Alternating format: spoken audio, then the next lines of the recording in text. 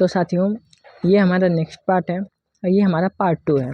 तो आप लोग क्लास को ध्यान से देखा करिए साथियों, क्योंकि मैं सारे इम्पोर्टेंट क्वेश्चन लेकर आता हूँ जो कि आपके परीक्षा में पूछे गए क्वेश्चन हैं और सारे क्वेश्चन का डिफिनेशन सहित बताया गया है।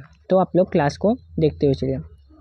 नेक्स्ट क्वेश्चन हमारा क्या कहता है, कोई व्यक्ति जिले के लिए लोक अभियोजक नियुक्त नहीं हो सकता है जब तक उसका नाम जिला दंडाधिकारी की सूची में ना हो। ठीक है, करेक्ट आंसर सी होगा।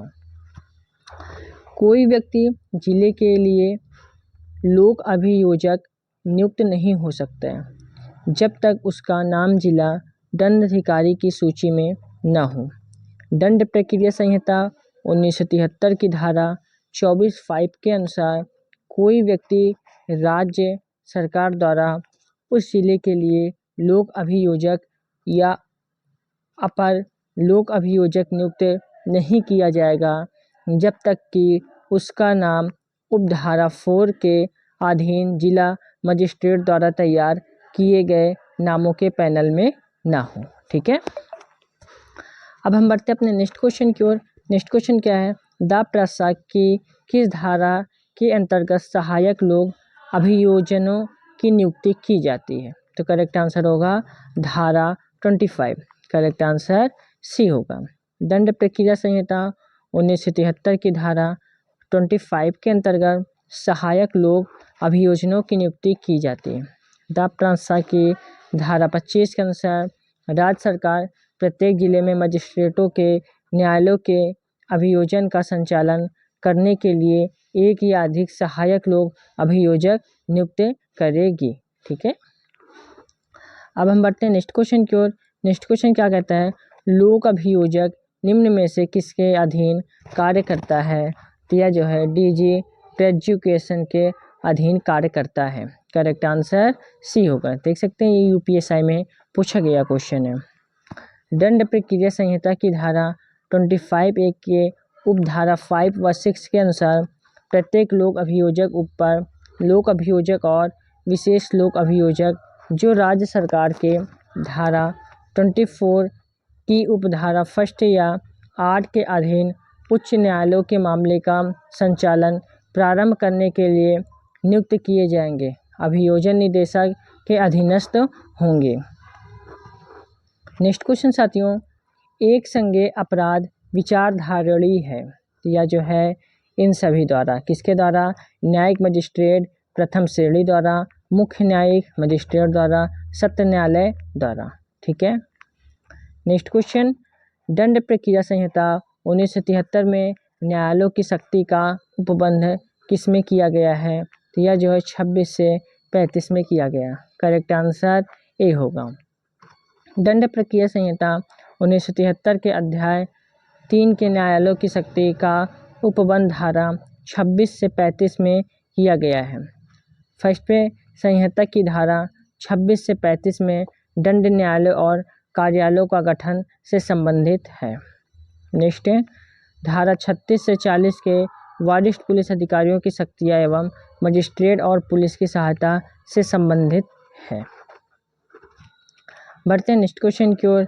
नेक्स्ट क्वेश्चन क्या है, मुख्य न्यायिक मजिस्ट्रेट चीफ जुडिशियल मजिस्ट्रेट कारावास के दंड की सजा दे सकता है। तो यह जो है 7 वर्ष से अधिक नहीं। करेक्ट आंसर ए होगा। दंड प्रक्रिया संहिता 1973 की धारा 29 फर्स्ट के अनुसार मुख्य न्यायिक मजिस्ट्रेट चीफ जुडिशियल मजिस्ट्रेट अधिकतम 7 वर्ष तक कारावास की सजा दे सकता है जो विधि द्वारा प्राधिकृत हो। नेक्स्ट क्वेश्चन, कुछ अपराधों की इत्तला का जनता द्वारा दिया जाना उपबंधित है। तो करेक्ट आंसर होगा धारा 39। करेक्ट आंसर ए होगा। अब इसमें एक इम्पॉर्टेंट पॉइंट क्या है, दंड प्रक्रिया संहिता क्या बोल रहा है, दंड प्रक्रिया संहिता 1973 की धारा 39 के अंतर्गत अपराधों की इत्तला का जनता द्वारा दिया जाना उपबंधित है। द प्रक्रिया के धारा 39 के अनुसार प्रत्येक व्यक्ति की यह कर्तव्य है कि अपराधों के बारे में जब भी कोई जानकारी प्राप्त हो तो वह ऐसी जानकारी की सूचना निकटतम पुलिस अधिकारी या मजिस्ट्रेट को दे। यदि कोई व्यक्ति ऐसी सूचना देने में चूक करता है तो यह पुलिस अधिकारी का कर्तव्य है कि वह ऐसे व्यक्तियों के विरुद्ध समुचित कार्यवाही करे। अब बढ़ते हैं नेक्स्ट क्वेश्चन की ओर। नेक्स्ट क्वेश्चन क्या कहता है हमारा, दंड प्रक्रिया संहिता धारा 41C के अनुसार राज्य सरकार पुलिस नियंत्रण कक्ष की स्थापना कर सकेगी। तो यह जो है केवल राज्य स्तर पर, केवल जिला स्तर पर, यानी करेक्ट आंसर सी हुआ हमारा। ठीक है।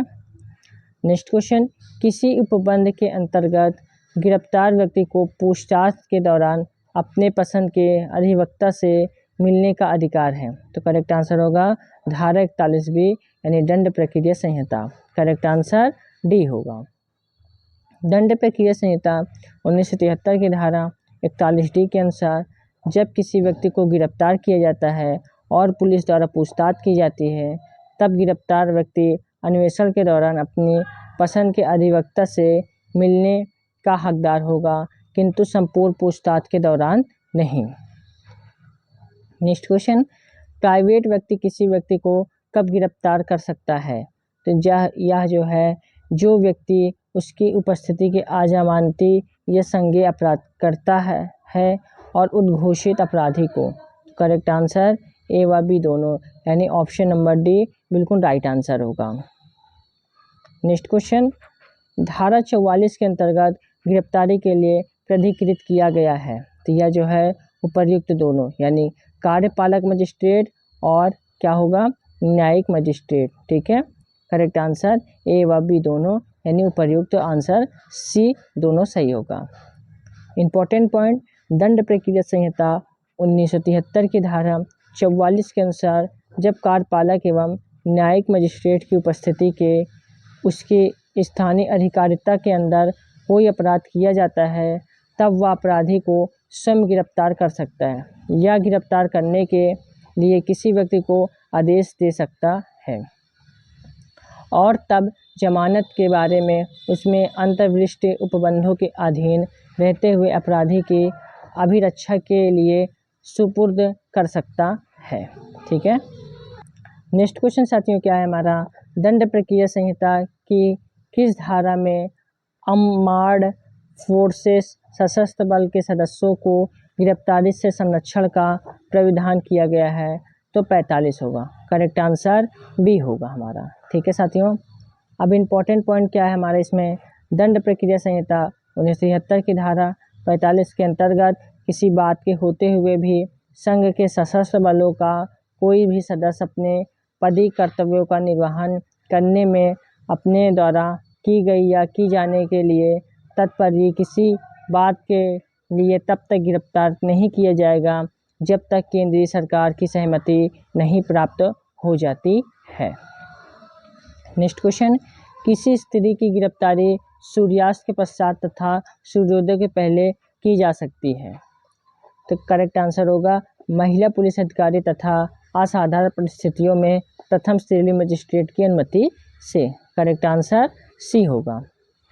दंड प्रक्रिया संहिता 1973 की धारा 46(4) के अंतर्गत किसी स्त्री की गिरफ्तारी सूर्यास्त के पश्चात या सूर्योदय से पूर्व असाधारण परिस्थितियों में प्रथम श्रेणी मजिस्ट्रेट की अनुमति से किसी महिला पुलिस अधिकारी द्वारा गिरफ्तार किया जाएगा।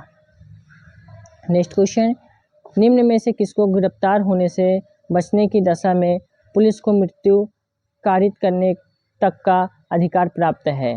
तो करेक्ट आंसर होगा मृत्युदंड से दंडनीय अपराध की दशा में आजीवन कारावास